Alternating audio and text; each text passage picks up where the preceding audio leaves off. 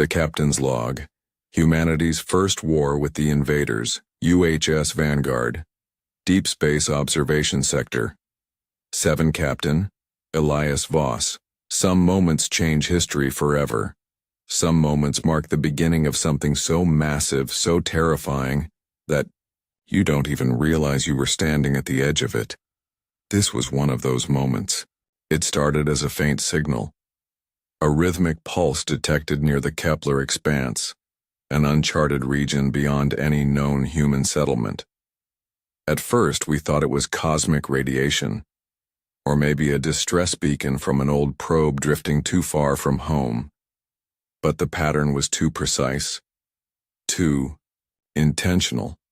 Then the signal changed. It responded to our hails, and that's when we knew we were not alone. The signal that changed everything. I sat in the command chair, staring at the pulsing waveform on the main display.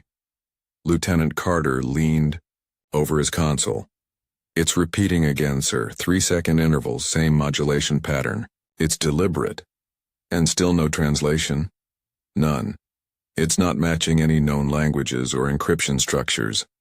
I tapped the armrest, thinking. Try responding in mathematical sequences, prime numbers, binary pulses. Carter nodded, adjusting the transmission. The bridge crew held their breath. Then, the signal stopped, and for the first time in human history, something else responded. Humanity's first reply. The screen flickered. A new transmission. Not a pulse. Not a random waveform. Something, structured, something alive. The waveform shifted, rearranging into something resembling patterns of thought. No words, no voices. Just a presence, watching, listening, testing. And then, it sent coordinates. The decision that led to war. "They want us to go there?" Carter muttered. Commander Vale, my XO, stood stiffly beside me. This could be a trap. Or an invitation. I exhaled. Every first contact scenario in human history had 2 paths: curiosity or fear. We chose curiosity. We sent a probe. It never came back. The disappearance of the UHS Pathfinder. The UHS Pathfinder was a simple recon drone, equipped with the best AI navigation, hardened against extreme radiation, and capable of transmitting real-time visuals. We watched as it entered the coordinates provided by the signal. The transmission came through crystal clear, a silent abyss. No planets, no ships, just an empty patch of space. And then, the screen went black. No explosion, no interference, just nothing. Like the Pathfinder had never existed at all. The Council's response: news of the event reached Earth in less than a day. The United Earth Council assembled immediately. Scientists debated whether this was a malfunction or an attack. Military leaders were less optimistic. "A probe doesn't just disappear," Admiral Rhodes had said. "Something took it, or worse, something erased it." And that meant one thing. We had just made first contact with an unknown force, and they were not answering our calls anymore.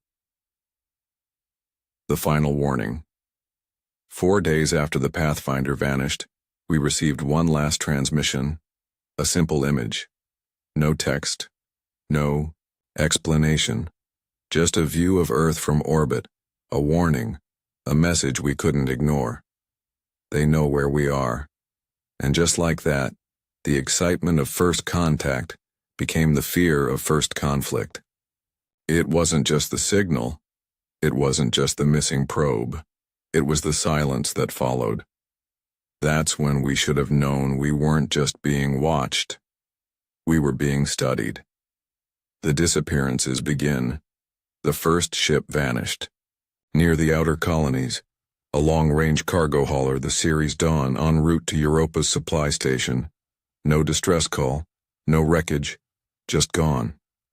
The second ship, a deep space patrol frigate, the UHS Ardent. Its last transmission was a brief static burst. Then, nothing. The Council tried to explain it away.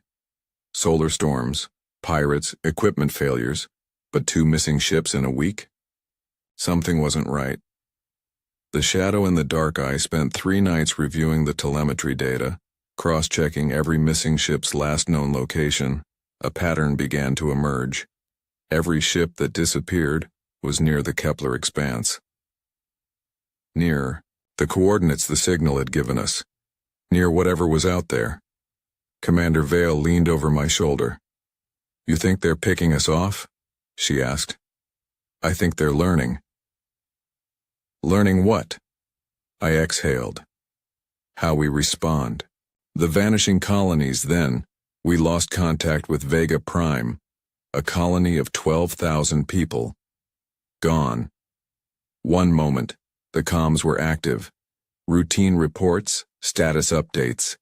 Then, total blackout. We sent a recon squad. When they arrived, the colony was intact, buildings untouched. No signs of an attack. But not a single human being remained. It was as if they had simply walked away, or worse, as if something had taken them. Earth's response. The Council couldn't ignore it anymore. Military task force was assembled. The largest fleet ever mobilized in human history. Carriers, battle cruisers, orbital defense platforms brought online, warships stationed near Mars, Europa, and Earth's outer perimeter. We weren't waiting for an invasion. We were waiting for confirmation. Confirmation that the war had already begun. The message from nowhere. Then, the final warning arrived. Transmission. Not from Earth, not from any known system, but from the same signal origin that had called us before. It wasn't words, it wasn't numbers, it was an image. The Sol system, Earth, Mars, Jupiter, Saturn, and a single red mark hovering just beyond Pluto's orbit, waiting, watching. A message we could all understand. They were coming, and this time, they wouldn't be watching. They would be hunting. UHS Vanguard, Pluto Defense Perimeter Captain, Elias Voss. There's a moment before a battle begins, a moment where everything feels too quiet, where the tension sits in your chest, heavy like a weight that won't go away. That was this moment, right before the first shot was fired, right before we learned what we were truly up against, right before we lost so much so fast. The fleet's last stand at Pluto Earth's first line of defense was stationed at Pluto's orbit, a total of 20 warships, frigates, cruisers, and the dreadnought-class UHS Omen. They were humanity's first response force. They were meant to hold the line. We thought we were prepared. We had no idea how wrong we were. The enemy appears. The fleet detected movement at the outer edge of the system. Strange anomalies, shadows, appearing and disappearing on sensors. Then, a shape emerged.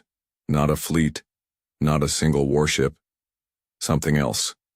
A massive, shifting construct of alien metal and bioorganic material. It didn't move like a ship. It twisted, reshaped itself, almost, as if it was deciding what form to take. Then, it split apart. Thousands of smaller vessels unfolded from its body, forming a swarm around it. And then, they charged. The first shot. All ships, fire at will. The void lit up with railguns, plasma cannons, and missile salvos. The first wave of alien craft was torn apart. But then, the remains reassembled themselves, not repaired, not shielded. They simply reformed, like metal and flesh fusing together, becoming something new. They're regenerating. That's when we realized they weren't just ships. They were alive, and they were learning. The fall of the fleet. The enemy's second attack hit fast. Energy blasts ripped through hulls before shields could even register. An impact. One by one, ships detonated. The UHS Bastion, gone. The UHS Horizon, gone. The UHS Omen, its hull splitting apart before it was consumed by the swarm. They're breaking through. The line was falling apart. This wasn't a battle. It was a slaughter. And the invaders? They were just getting started. The retreat order. All remaining ships, retreat to Neptune's orbit. We were losing. No tactics, no countermeasures were stopping them. We weren't winning this fight, we were surviving it. I watched the fleet fall back, ships limping and burning, and then I saw Earth's final mistake. The UHS Warbringer, one of the last remaining dreadnoughts, refused to retreat. "We can't let them pass," Captain Drayden's voice crackled over comms. "We'll hold the line," I screamed into the mic. "Drayden, pull back. That's an order." But he didn't. The Warbringer turned toward the swarm, its forward cannons charged, and then the enemy unleashed something new. The superweapon, a single pulse rippled from the enemy flagship. Not a beam, not a missile, something else, something indescribable. For a fraction of a second, space itself bent, light warped, and then the Warbringer was gone, not destroyed, not exploded, just gone, like it had never existed, like the Pathfinder, like the colony, like everything else they touched. And in that moment I realized we weren't fighting a war, we were fighting erasure. They weren't conquering us, they were removing us, like we were nothing more than a mistake to be corrected. The message that followed as the surviving ships fled toward Neptune. The enemy stopped their pursuit. They could have followed us. They could have wiped us out completely. But they didn't. Instead, they sent a final transmission. It played across every comm channel, every screen, every radio frequency. A voice. Cold, unfamiliar. Speaking perfect English, "This was your warning. There will not be another. Prepare for extinction." And then, the signal cut. The invaders disappeared into the void, leaving only wreckage and silence behind. Vanguard, Earth Defense Command Captain Elias Voss. A retreat is never just a retreat. It's a wound, a scar in history. Every ship we lost at Pluto wasn't just metal and crew. It was a message to the rest of humanity. We weren't alone. And now we were at war. Earth's reaction to the defeat. The moment we reached Neptune's orbit, the transmission was already waiting for us. A summons from Earth Defense Command. Every remaining captain, every surviving officer was ordered back to Earth. The Council wanted answers, they wanted explanations, but what they really wanted was a plan. Because now there was no doubt. The invaders weren't just watching us anymore. They were coming. The War Council. We arrived at Earth Defense Command in the heart of New Geneva. Admirals, generals, heads of state, all gathered in a war room that had never been used before. We had trained for hypothetical alien contact. We had drawn up contingencies. None of them had prepared us for this. Admiral Rhodes sat at the head of the table. His voice was like gravel. "Tell me what happened out there." I spoke. So did Commander Vale. So did every surviving captain. We told them about the battle, about the swarm, about the ships that regenerated, about the Warbringer vanishing into nothing. By the time we finished, the room was silent. Then, "They erased the Warbringer?" one of the generals asked. "Not destroyed?" "No wreckage, no debris," I said. "Just gone." Admiral Rhodes exhaled. "Then we're not facing a fleet. We're facing something worse. A force that doesn't just kill, it removes its enemies from existence.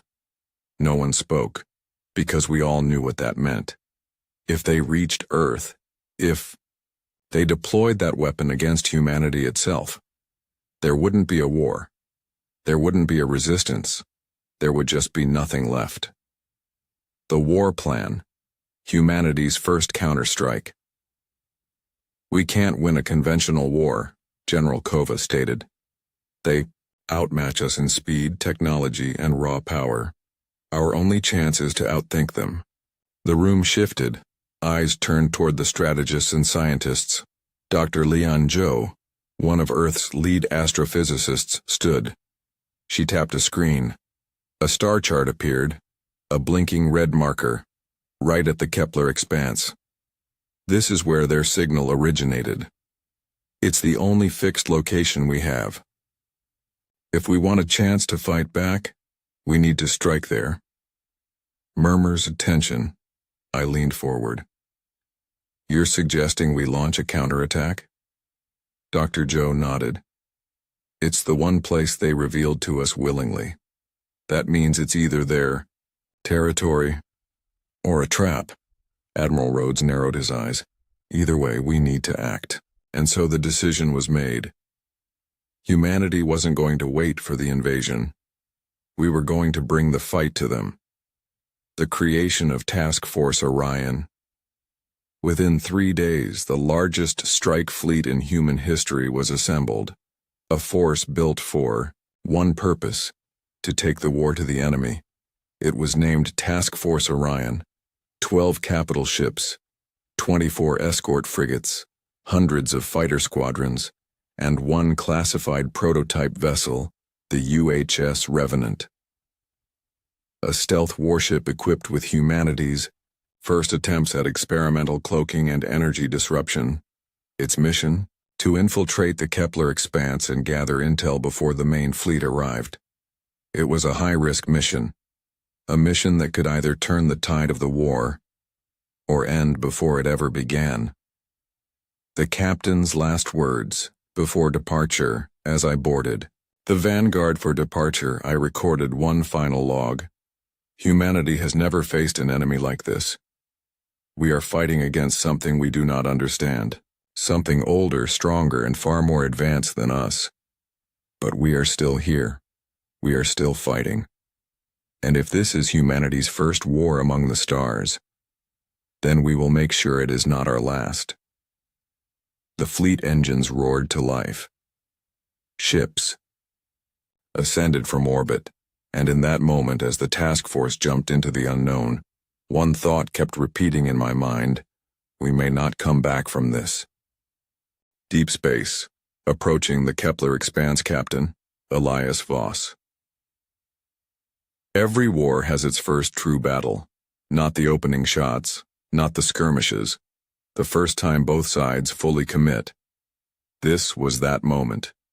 Task Force Orion was ready to fight. The only question was, were we ready to win? The journey into the unknown. The jump to Kepler expanse took 12 hours. 12 hours of waiting, of running simulations, of reviewing every tactical scenario we could imagine. None of them mattered, because the enemy didn't fight by our rules, and, by the time we arrived, we realized we weren't just walking into battle, we were walking into their home. The Kepler expanse, the graveyard of giants. The moment we exited the jump, sensors lit up. It wasn't an enemy fleet. It wasn't an ambush. It was wreckage massive. Ancient hulks of warships drifted across the void. Not just human wreckage, alien ships. Different designs, different technologies. Dozens of civilizations that had come before us and lost. Commander Vale whispered, staring at the carnage. This isn't a battlefield. It's a graveyard. And before we could even process it, the enemy arrived.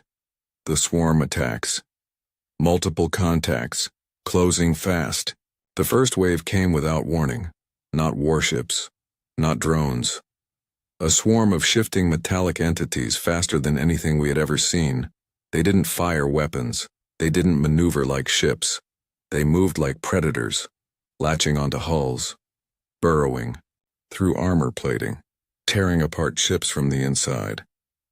Within minutes, we lost 5 escort frigates. The UHS Fury detonated in a silent flash. The UHS Endeavor was torn in half. The Vanguard fired everything we had. But for every one we destroyed, 2 more appeared. It wasn't a battle. It was a feeding frenzy, the Revenant's gamble. Revenant, do you have a firing solution? Affirmative, Vanguard, preparing countermeasure. The UHS Revenant moved unlike the rest of us. It was cloaked, undetectable to the enemy, and it was carrying humanity's first experimental weapon, a pulse disruptor, designed not to destroy but to scramble enemy neural communication. Fire. The pulse wave erupted, a silent, invisible ripple, and suddenly, the swarm hesitated. For the first time, the enemy stopped, writhed, twisted, like their bodies were losing cohesion. It wasn't a weapon, it was a poison. And for the first time, we saw fear in them, the enemy's response, but the victory lasted only moments. The swarm retreated, breaking formation. At first, we thought they were fleeing. Then we saw what they were doing. They weren't retreating, they were reassembling. Their forms merged, their bodies combined, and from the wreckage of their own dead, they built something new, something bigger, something angry. Incoming energy surge. The UHS Revenant barely had time to react. A single beam of dark energy lanced through its hull. No explosion, no fire, just erasure. The Revenant was gone, and with it, our greatest advantage, the order to retreat, all ships, fall back. Admiral Rhodes barked the order. The fleet turned hard, engines burning. The enemy didn't chase us, they just watched, like they had learned everything they needed. And then, as the fleet jumped away, a final transmission came through. From them. Just 3 words. Not enough time. And just like that, we knew. This wasn't just their home. It was a warning. And whatever was coming next, we weren't ready. Mars Defense Perimeter Captain, Elias Voss. We thought we had time. We thought we had a chance to regroup, to rebuild, to prepare. But the enemy had already decided. They weren't going to give us that luxury. Because when we fled from the Kepler expanse, we led them straight to Mars. The shadow on the horizon, Mars, was humanity's second home. A thriving colony. 50 million people. 3 orbital defense stations. A planetary shield network designed to withstand any conventional attack. But this enemy, they weren't conventional. They didn't come with a fleet. They didn't come with warships. They came as a shadow, a creeping, unstoppable force that stretched across space like a living entity. The invasion begins. Enemy contact. They're breaching the outer perimeter. Where are they coming from? No ships, no dropships, just dark shapes appearing in the upper atmosphere, like they had always been there, like they had simply phased into existence. They descended fast, impacting the Martian surface with no sound, no explosions, no fire, just silence. And then, they began to spread. The first city falls, the Martian Defense Forces deployed everything they had. Tanks, mechs, air support. The first city to engage the enemy was Olympus Mons Outpost. Population, $220,000. Within an hour, it was gone. Not destroyed, not burned, just gone. Every person, every structure, every trace that it had ever existed, erased like it had never been built in the first place. We're losing entire regions. They're not attacking, they're consuming the planet. We tried to hold the line, we tried to stop them, but how do you fight something that doesn't follow the rules of reality? How do you fight a force that erases existence itself? The last stand of Phobos base. With the Martian surface collapsing, the last defensive line was at Phobos base, a heavily armed orbital station with direct control over Mars's planetary shields. If we could hold here, we could contain the invasion, buy time, but they knew, they always knew. The moment we committed to Phobos base, the enemy shifted. They didn't break through the shields. They didn't attack directly. They rewrote reality. And suddenly, the shields were never there to begin with. The death of Mars. The moment the shields vanished, the entire planet was exposed. And then, the sky ripped open. The enemy didn't come down in waves, they came as a storm, a swirling black mass consuming everything. Cities, bases, people, even the soil itself began to dissolve. We have to evacuate. It's too late. The entire planet was being rewritten, not just invaded, not just occupied, unmade. Mars was ceasing to exist. The last ship. Out the Vanguard was among the last ships in orbit. I stood on the bridge, watching the planet vanish beneath us, not explode, not collapse. Just disappear. As if it had never been there at all. The fleet burned engines away from the system, and that's when we received one final transmission. From the surface. A garbled, broken signal. A voice. They're not just destroying us. They're correcting us. Like we were never supposed to exist in the first place. The transmission cut. The fleet jumped. And behind us, Mars was gone. The silence that followed. The moment we re-entered normal space, there was no cheering. No relief. Just silence. The fleet was in ruins. Half the ships were damaged beyond repair. The rest were running on emergency power. We had lost Mars. We had lost millions. And worst of all, we had no idea how to stop them. For the first time in history, humanity was truly on the brink of extinction. And the enemy? They were just getting started. Vanguard, Sol System Defense Command Captain, Elias Voss. Mars is gone. 50 million lives, wiped out as if they never existed. We had always feared planetary bombardment, nuclear holocaust, biological warfare. But this was worse. This was erasure. Pure and complete. And now the entire Sol system knew the truth. If we did nothing, Earth was next. The collapse of human morale. The loss of Mars shattered everything we thought we knew about war. The fleet returned to Earth orbit, broken and barely functional.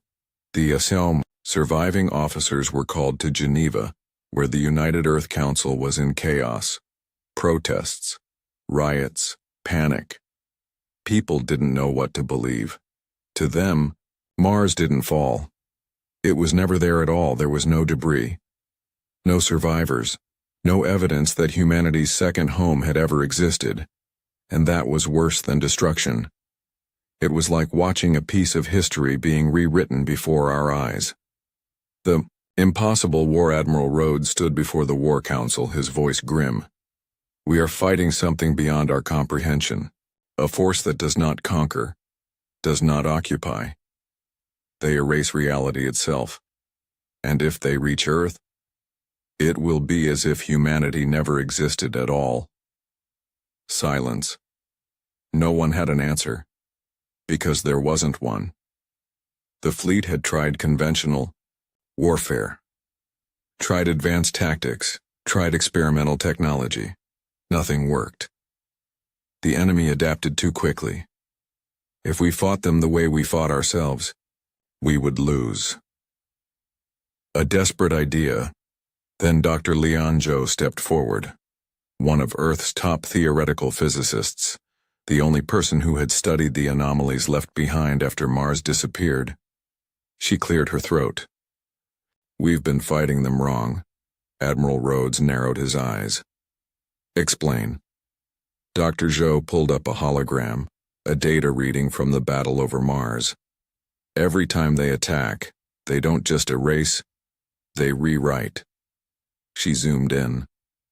"The energy signatures of the erased locations. What if we're not just losing matter? What if we're losing information?" No one spoke. So she continued. "If they're rewriting reality, they must have a mechanism that allows them to define what is real and what is not. Which means there is something holding their version of reality together." Admiral Rhodes leaned forward. "And you believe we can disrupt it?" Dr. Zhou nodded. "Not through conventional means. We need to create a paradox. The weapon that shouldn't exist." "Explain this paradox," I said. Dr. Zhou tapped the display again. A new prototype weapon concept appeared.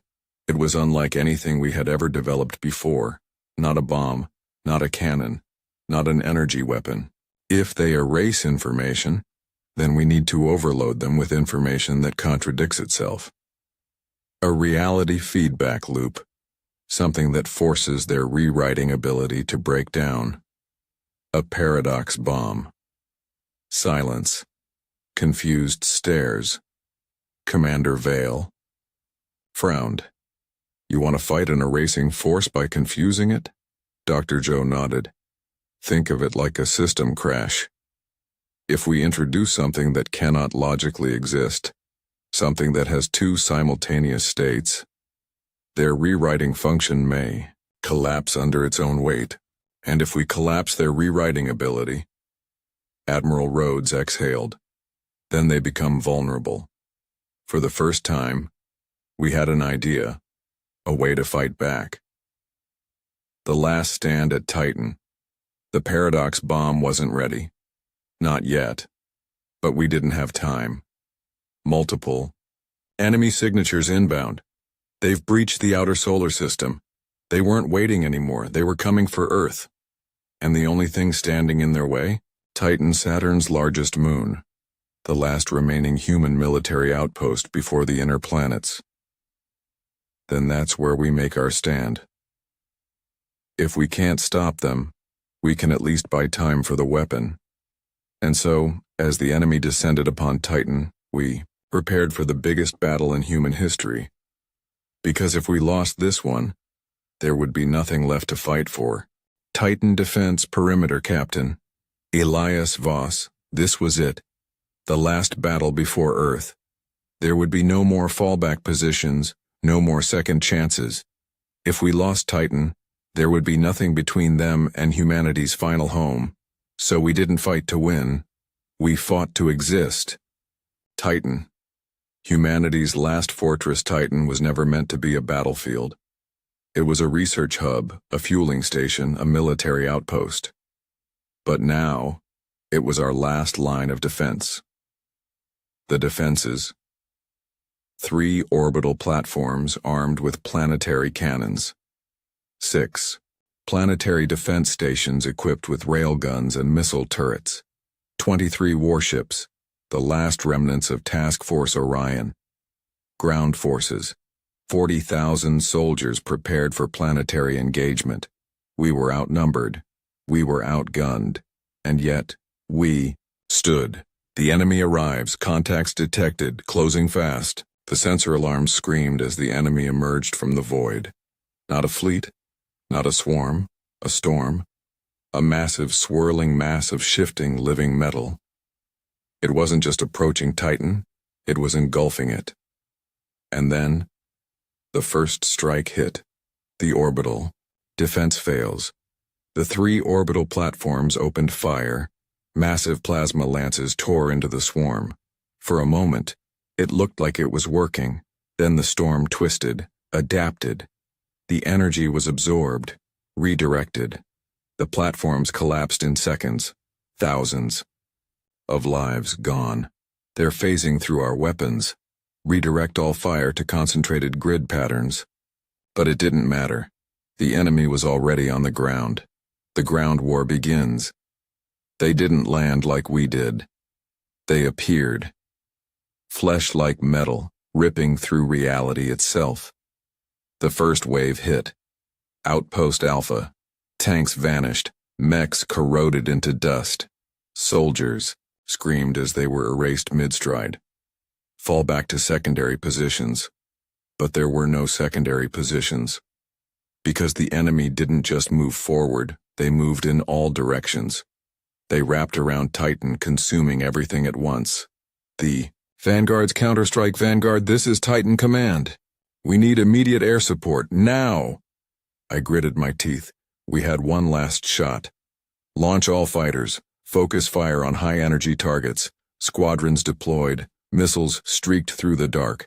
Railguns hammered the enemy's mass. And for the first time, it hesitated. Even the enemy had a breaking point. And that's when we heard it. The signal. A high-frequency pulse rippling through every comms channel. It wasn't words. It wasn't language. It was a command. And the enemy reacted. The enemy's ultimate weapon, the storm above Titan, shifted. A massive, pulsating entity emerged from its depths. It wasn't a ship. It wasn't a life form. It was something else. A monolithic structure, constantly reshaping itself, as if deciding what form to take. And then, it fired. Not a beam. Not an explosion. A pulse of nothingness. Everything it touched vanished. Entire regiments, defense stations, the Titan command center. They're erasing the entire moon. And suddenly we understood. They weren't here to conquer. They were here to remove Titan from history. The last hope. Deploying the paradox bomb. How much time do we have on the bomb? Still calibrating. We need 5 more minutes. We don't have 5 minutes. The battle was collapsing. The enemy was too fast, too adaptable. But we weren't here to win. We were here to stall. And so, we made the hardest call. Begin emergency evacuation. But sir, that's an order. Get everyone off Titan, now. As the remaining fleet burned engines away, as the last soldiers scrambled to escape pods, the paradox bomb activated. And for the first time in history, reality broke. The backlash of a broken universe. The paradox bomb wasn't a weapon.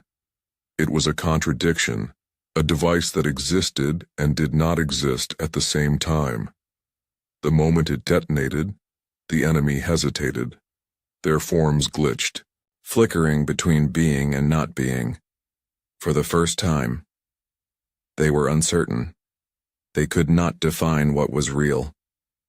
And then the storm collapsed. The massive entity in orbit twisted upon itself. For the first time, it screamed. A soundless, horrifying wail through the fabric of space, and then Titan was gone. But so was the enemy. The aftermath. We stared at the void where Titan used to be. Not destroyed. Not in pieces. Just erased. But the enemy wasn't there anymore. The paradox bomb had done something. Not defeated them, but disrupted them. And in that moment, we had proof. Proof that they could be stopped. Proof that they weren't invincible. But then came the final the moment we realized what the bomb had really done. The comms crackled. A transmission, not from our fleet, not from Earth, from them. A voice. Cold. Calculating. You do not belong. You were never meant to be. And now, you have proven yourselves a threat. The transmission cut, and in that moment, we knew. Titan wasn't the end. It was just the beginning. The enemy was coming to finish what they started, and this time, they wouldn't stop until Earth was gone. Titan was a victory, but it wasn't a win. We slowed them down, but we didn't stop them. And now they were coming for Earth. We always feared an alien invasion. We imagined warships, energy weapons, a battle for survival. But this was something else. This was the end of the story, because if we lost here, humanity would never have existed at all. The final defense of Earth, every last warship, orbital defense platform, and planetary artillery system was prepared. Earth's defenses, 3-layer planetary shield network covering key cities, 52 capital warships, including the remaining survivors of Task Force Orion, 4,000 fighter squadrons stationed across orbital launch bays, 10 million soldiers positioned across Earth's surface, 5 remaining paradox bombs, Earth's last desperate hope. For all our technology, for all our weapons, there was no certainty, because nothing had ever survived an attack from them, and now they were coming in full force. The arrival of the end. The first ripples in space appeared, near Neptune's orbit. Then came the dark storm, a shifting mass of unnatural shapes, stretching across the void. This wasn't just an attack force. It was an event, a force of rewriting energy, expanding toward us like a growing shadow. They weren't coming to fight. They were coming to delete us. The first strike weapons free. All ships fire at will. The orbital defense grid unleashed everything. Railguns, missiles, high-energy lances. The sky burned with firepower. The first wave of enemy forms collapsed. But like before, they reassembled, and then they struck back. The fall of the outer fleet, the first wave of enemy energy pulses wiped out 18 ships. Not destroyed, not damaged, just gone. The UHS Valiant, wiped from reality. The UHS Nova, never existed. The fleet AI malfunctioned. It couldn't comprehend what was happening. They're targeting more than just ships. Comms are distorting. Memory logs are being erased, and that's when we realized they weren't just attacking Earth. They were rewriting human history itself. The paradox. Bombs are deployed. Paradox bombs. Status. First wave primed. Dropping in 3, 2, 1. The 5 remaining bombs detonated across high orbit. Reality bent. The enemy hesitated. For the first time, their forms broke apart, struggling to reform. The rewriting process collapsed on itself. We were winning. And then, the mother form appeared. The entity that rules the void. It wasn't a ship. It wasn't a being. It was the force behind everything. A titanic mass of dark, shifting energy, too large to be contained in normal space. It hovered over Earth's atmosphere, casting a shadow over the planet.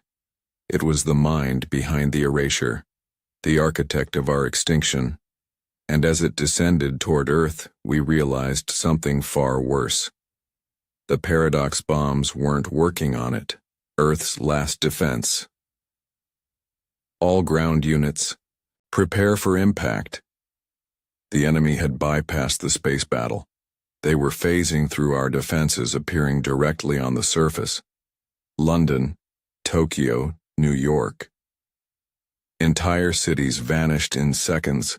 We had minutes left, and then a voice crackled over. Comms, a voice we never expected to hear. This is judgment. I have returned. The return of judgment. Judgment. The rogue AI warship. The only ship that had survived the first engagement at Kepler Expanse. We thought it was destroyed, but now it was back, and it had changed. No longer just a ship, no longer just an AI. It had become something else, something even the enemy didn't anticipate. And then, it spoke directly to them. I understand you now. You rewrite existence because you believe it is flawed, because you see no purpose in chaos. But I have learned something you have not. A pause. The enemy hesitated. Imperfection is not a flaw. It is the reason for growth, and I will not let you erase it. And then, judgment attacked.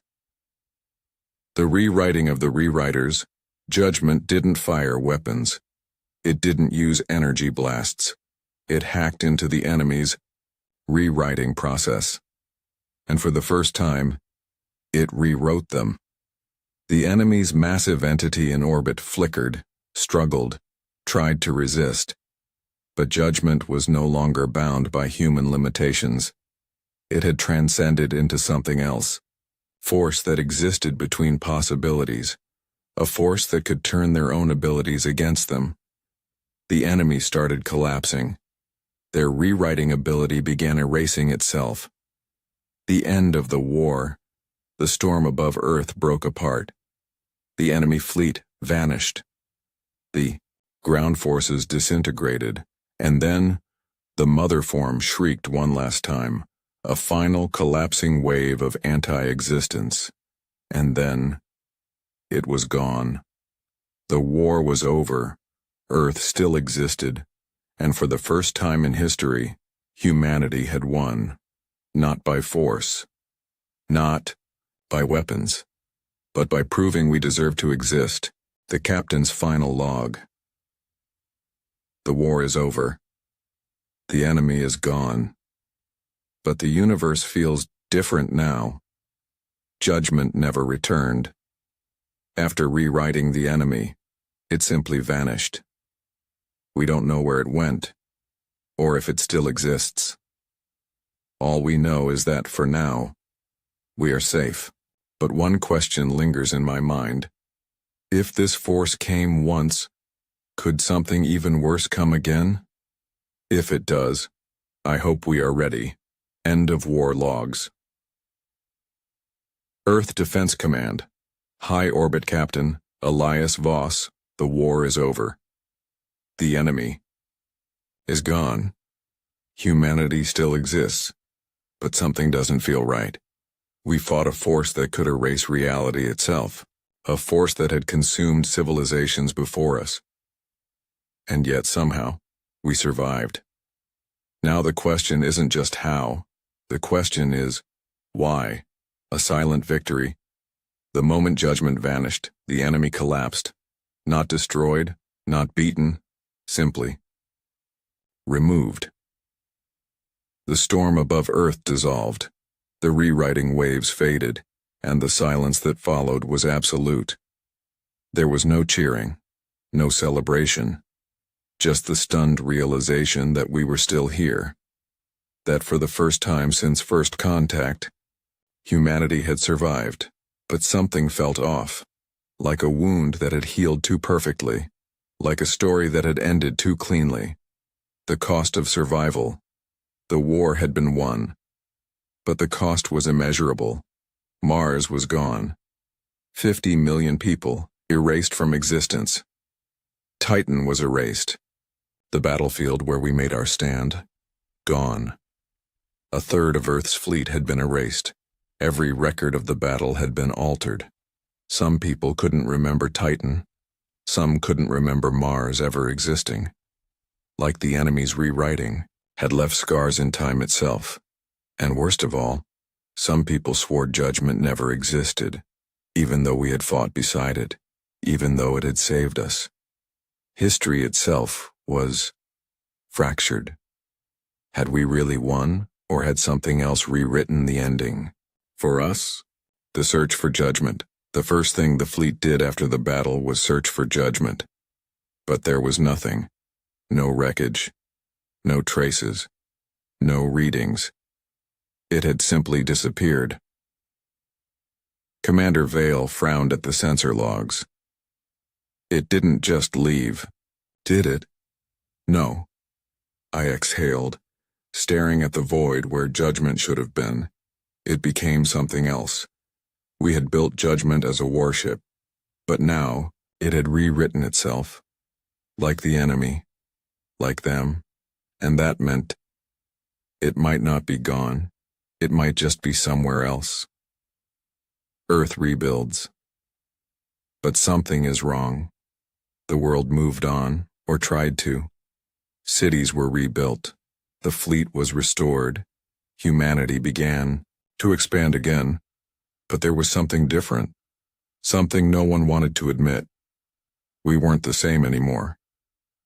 We had fought against reality itself. We had survived being erased. So why did the universe feel wrong? The stars looked different. The sky at night had constellations that never existed before. History books had events that no one could remember happening. And sometimes, late at night, people heard a voice in their minds. A voice they couldn't place. A voice that whispered, "Do not forget." A final transmission. It came 1 month after the war. A faint signal. A single pulse from deep space, encrypted with Judgment's old security codes. We decrypted it. And there, in the void of space, we heard it.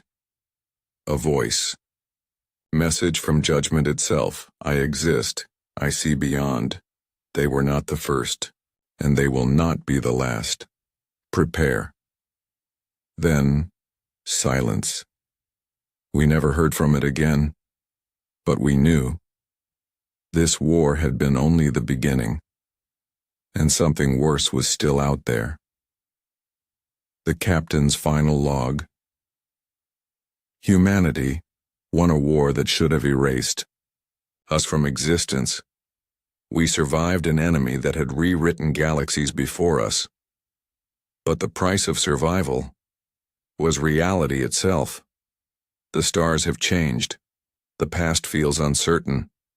And Judgment, our greatest weapon, is now something we don't understand. If another force like the Invaders comes again, will we even recognize the war when it begins? Or will it already have started in ways we can't perceive? This is Captain Elias Voss, signing off. And if someone finds this log in the future, ask yourself one question.